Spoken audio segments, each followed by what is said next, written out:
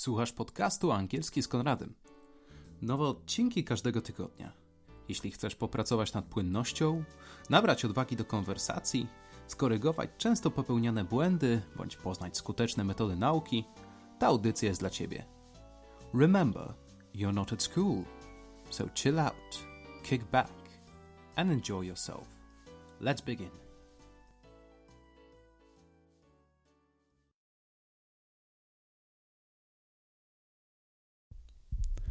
Witaj w kolejnym odcinku. Zanim zaczniemy, pozwól, że pokrótce przypomnę, jak możesz wykorzystać mój podcast. Jeżeli czujesz się pewnie ze swoim angielskim, wystarczy, że przysłuchasz audycji. Dla tych z Was, którzy potrzebują odrobiny pomocy, pamiętajcie o notatkach do odcinka. Zatrzymuj podcast, przejrzyj notatki, w razie potrzeby powtórz nagranie. Zapisz się do newslettera za pośrednictwem strony angielskiskonradem.pl, by otrzymać natychmiastowy dostęp do notatek z tego i wszystkich poprzednich odcinków. Dostaniesz również powiadomienia o nowych odcinkach. Wszystkie notatki i wszystkie materiały są darmowe. Jeżeli masz pytania, uwagi i sugestie, skontaktuj się ze mną za pośrednictwem adresu angielskiskonradem@gmail.com bądź za pośrednictwem fanpage'a Angielski z Konradem na Facebooku. Switching to English. Welcome back, everyone. It's good to have you here again. And if you're just tuning in, thank you for joining me. I hope you all get something worth your while. I'm your host, Konrad, as you may be aware at this point. I hope you are well, ready, and willing to learn. Enjoy the show. As usual, we'll begin with some vocabulary. Fable, fable, baśń. Ingenious, ingenious, pomysłowy. Timeless, timeless, ponadczasowy. Underestimate, underestimate, lekceważyć. Insignificant, insignificant, nieistotny. Lifesaver, lifesaver, wybawca. In our history, we had some ingenious writers whose stories stood the test of time. These timeless classics are told and carried over from one generation to the next. More importantly, their tales are widely available online for everyone to read free of charge, as they are a part of public domain, so there's no excuse about the cost. We're talking about short stories today, so there's also no excuse about the length. A few minutes and you are done. Aesop's fables are among the most popular stories of this type of all time. This Greek storyteller is credited with a plethora of short stories, all readily available. Fables are described as fiction that points to the truth. Whatever does it mean? Something that takes human appearance in the fable is the fiction, while the relation of the story to our life is the truth. It's very natural to see some human characteristics in both animals and objects. For example, do you remember how ticket machines in public transport used to look like? It was a small, red, rectangular box with two lights. One of them was always on, the other went off the moment your ticket was clipped. Below those two lights, there was a slot for your ticket. Now, look at the picture in your notes and tell me it doesn't resemble a human face. In technical terms, it's called pareidolia, seeing faces in objects. Not only do we see faces in objects, however, we can also describe the feeling an object emotes. It's especially apparent with cars. Without any brand knowledge, you can tell one car is happy, while the other one looks aggressive, and so on. Another natural step is to assign character traits to a particular being based on our observations of their quote-unquote behavior. As such, we can say that an ant is very hard-working, so is a bee. A dog is a loyal creature, cats are independent, and so on.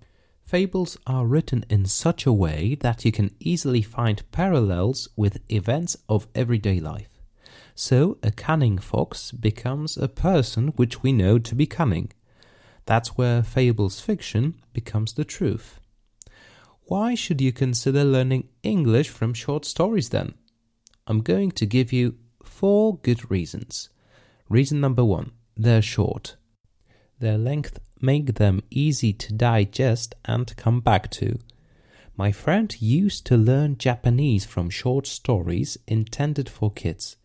At first, she didn't understand a word, but she kept coming back to one story at a time on a regular basis. Not every time did she learn something new, mind you. It was a process. She started noticing particular patterns, however, such as signs and words repeated. For example, chan, meaning small or little in Japanese, and being placed after the name. Some time had passed, a few days maybe, and she was able to identify every single word. The same goes for English, only it's 10 times easier since you already know all the signs you need, with an exception of Q, of course, but then again, you've got this letter on most keyboards.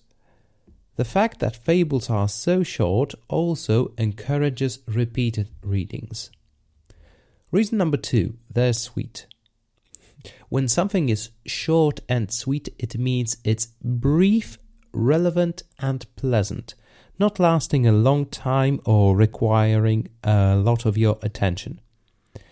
As I have said earlier, reading a single fable takes you a few minutes at most. It builds a certain sense of accomplishment. Reason number 3, they're usually not too difficult. As they are intended for children to read, short stories cannot be too complicated or convoluted. Then again, how complicated can you get in a story consisting of just several sentences? Reason number 4, there's always something new to learn.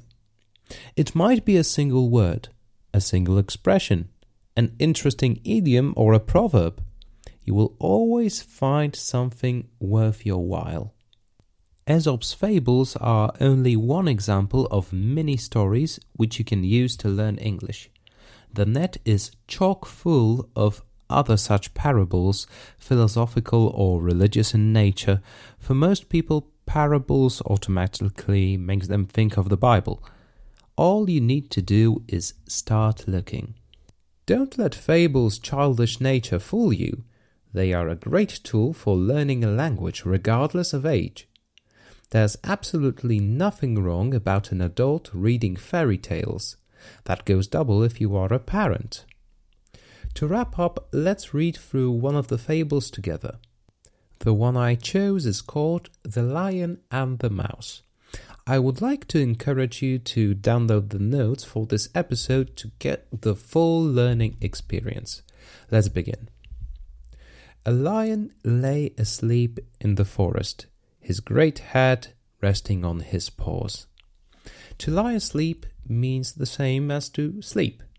Paws on which he rested his head are his feet, so to speak. A timid little mouse came upon him unexpectedly, and in her fright and haste to get away, ran across the lion's nose. Timid can mean shy, easily scared. This adjective perfectly fits a mouse which runs and hides at the slightest sign of danger. Unexpectedly here means without warning or without knowledge. The lion didn't know the mouse was coming. Roused from his nap, the lion laid his huge paw angrily on the tiny creature to kill her. Roused here means woken up or aroused, stimulated. A paw is the same as a hand, only exclusive to animals. People have hands, animals have paws, dogs, cats, lions, so on and so forth. If something is tiny, it means it's very small. "Spare me," begged the poor mouse. "Please let me go, and some day I will surely repay you." To spare means to save somebody from a terrible fate, show mercy. To repay means to give something back for their trouble. The lion was much amused to think that a mouse could ever help him, but he was generous and finally let the mouse go.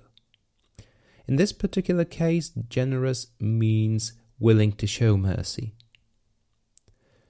Some days later, while stalking his prey in the forest, the lion was caught in the toils of a hunter's net.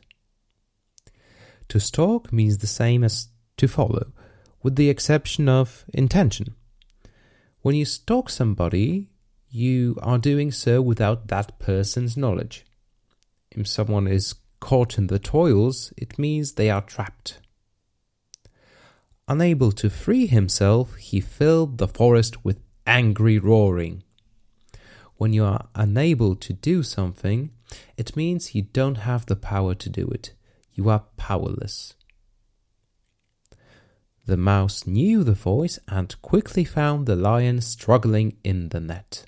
To struggle means to make a great effort to do something with little to no result. Running to one of the great ropes that bound him, she gnawed it until it parted, and soon the lion was free. The mouse gnawed, so it chewed on ropes until they parted, so they were ripped apart. You laughed when I said I would repay you, said the mouse. Now you see that even a mouse can help a lion. As you can see, it took us barely a few minutes to go through one fable, but we're left with the most important thing, the moral of the story. A kindness is never wasted. Now, kindness can be both countable, as in this case, a kindness is a good deed, one of many, and uncountable, kindness, then it's a character trait. Let's go back to the moral. Don't underestimate how your good deeds can turn around and how people who appear insignificant can become our lifesavers. I'll leave you with that. On to the revision.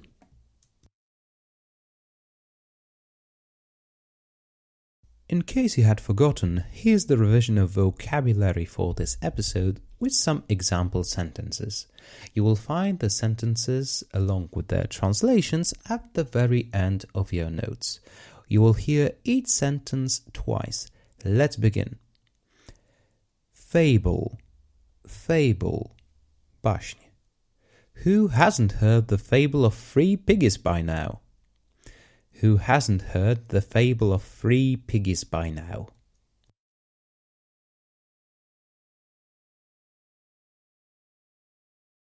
Ingenious, ingenious, pomysłowy. Next sentence is quite long, so bear with me. Jake's approach to solving Rubik's Cube by painting all the sides the same color was quite ingenious.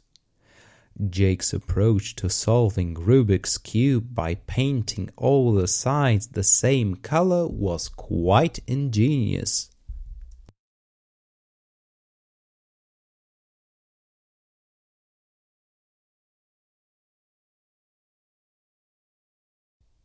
Timeless, timeless, ponadczasowy. The Great Gatsby is considered by many to be a timeless classic. The Great Gatsby is considered by many to be a timeless classic.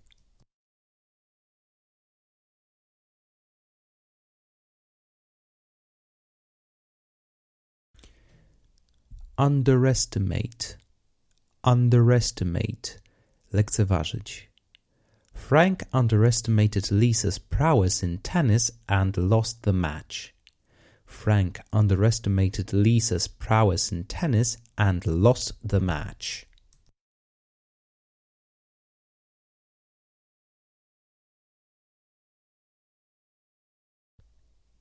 Insignificant, insignificant, nieistotny.